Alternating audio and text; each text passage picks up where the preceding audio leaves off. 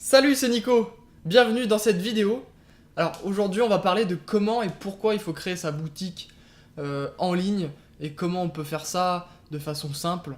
Parce que je sais que votre peur majoritaire, c'est on a l'impression qu'il y a une montagne derrière une boutique en ligne.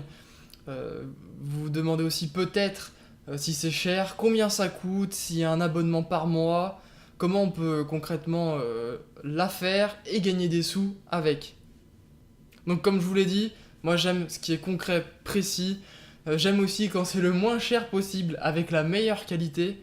Donc aujourd'hui je vais vous parler un peu des possibilités qu'il y a avec les boutiques en ligne.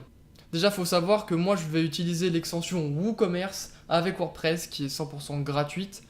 Je sais qu'il y a d'autres méthodes comme Shopify qui est super connue, sachant que c'est une trentaine d'euros par mois d'abonnement. Donc il faut être sûr que sa boutique fonctionne. Ensuite, moi, j'utilise la boutique WooCommerce intégrée à un site internet. Ça veut dire que le site internet, à côté, il y a les articles qui rayonnent, il y a la page vitrine qui rayonne. C'est pas juste une simple boutique. Parce qu'on a beau avoir la plus belle boutique du monde, il faut envoyer du trafic dessus. Pour moi, un blog, un site internet avec une boutique intégrée sera plus performante qu'une simple boutique. Et en plus, avec WooCommerce, c'est gratuit.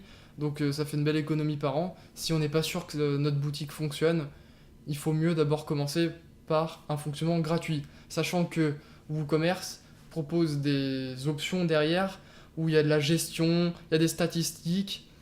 Tout est fait pour faire un site internet avec une boutique professionnelle.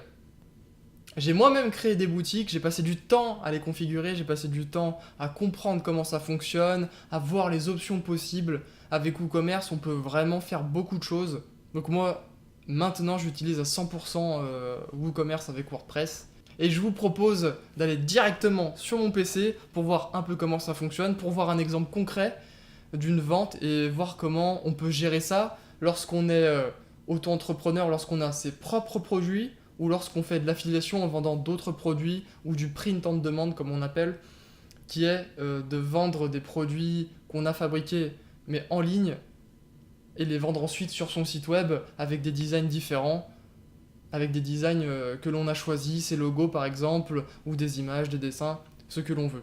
Il faut savoir que le print on demand fonctionne en création en ligne. En fait, je vais sur leur site, je modélise ce que je veux faire, donc c'est une image 3D, je l'intègre sur mon site, les gens l'achètent, ça envoie les informations à l'entreprise de print on demand, ils ont la visualisation 3D, ils le fabriquent et ensuite ils l'envoient. Donc j'ai pas à acheter un stock avant, l'argent arrive directement sur mon compte avant que je sois prélevé par le fournisseur qui me prélève du coup moins cher que ce que je vends et donc je récupère la marge par la suite. Donc mon compte, quand je vends en ligne, passe d'abord avec l'achat du client, ensuite le fournisseur me facture moins cher que l'achat, et je récupère cette marge qui est super importante. Pour les commerçants qui veulent vendre leurs propres produits, je vais vous montrer comment intégrer des fiches produits, comment mettre votre produit en ligne et ensuite le vendre et pouvoir gérer la gestion. Donc on passe directement sur mon PC et je vous dis à tout de suite. Donc voilà, on se retrouve sur mon PC sur un site que j'ai créé où je vends des produits. Donc là on peut voir que je suis dans WooCommerce, l'extension. Donc c'est facile pour l'installer, vous allez dans extension, ajouter et ensuite vous recherchez WooCommerce et vous l'ajoutez. Ensuite ici ça apparaît WooCommerce, l'extension apparaît avec les options. Donc là il y a tout ce qui est réglage, tout ce qui est code promo, etc. Donc là on va voir un cas concret où j'ai vendu avec ma boutique en place un produit. Donc ici on voit une commande que j'ai fait en premier où c'est un test. Et ensuite là on voit une commande en réel qui a été faite par une cliente, par une visiteuse de mon site. Donc je vais aller dessus.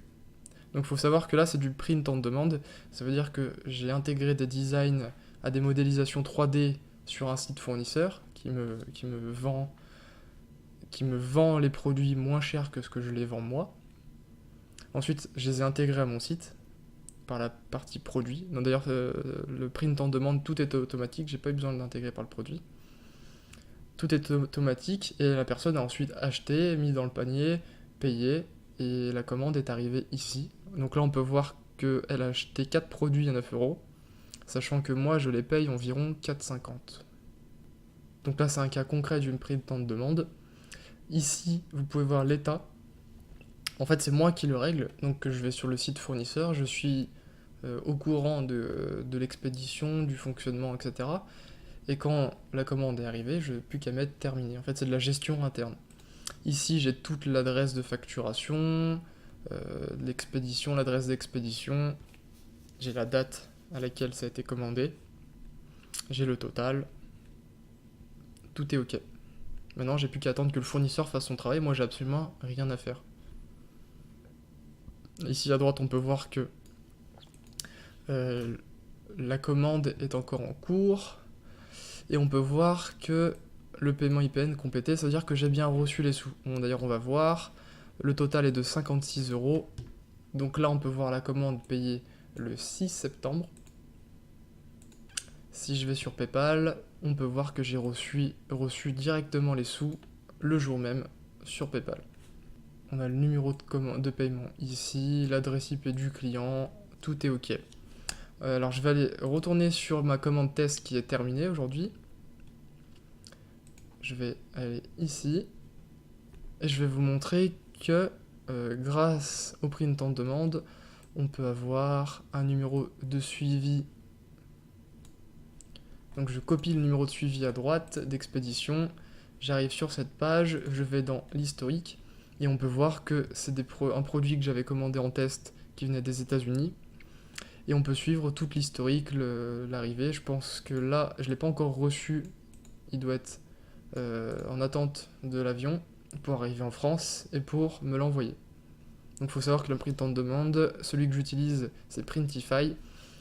Et les deux fournisseurs principaux sont soit aux États-Unis, soit au Royaume-Uni.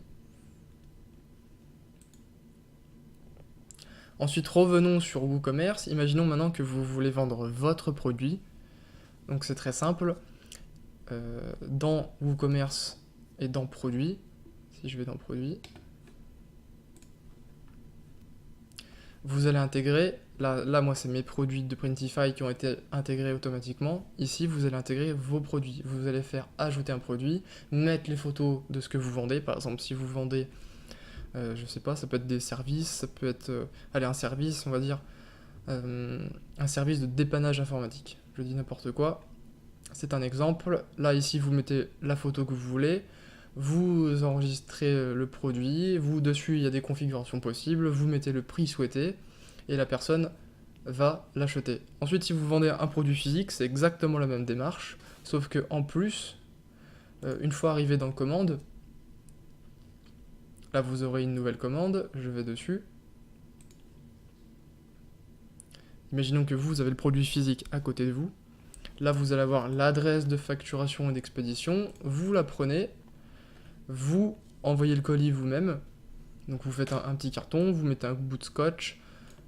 Sachant que par mail, vous recevez le bon de commande. Vous recevez ce que vous pouvez mettre sur le carton. Normalement, vous avez aussi l'idée de tracking pour suivre le colis, pour que le client suive le colis.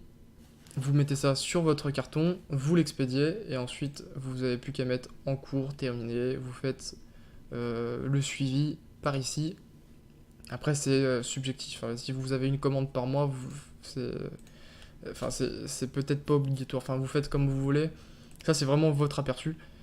C'est vraiment votre aperçu, et après, c'est pour avoir une meilleure gestion des stocks. Par exemple, si vous en envoyez une cinquantaine par mois, s'il y a un prestataire ou quelqu'un que vous avez engagé qui gère l'expédition, ça lui permet de suivre, de bien savoir où c'est que ça en est, etc. De répondre aux clients, de mieux trouver ce qui se passe. Donc en espérant que cette vidéo vous a aidé et vous a éclairci un peu sur le fonctionnement des systèmes de e-commerce avec WordPress et avec WooCommerce, je vous dis à demain.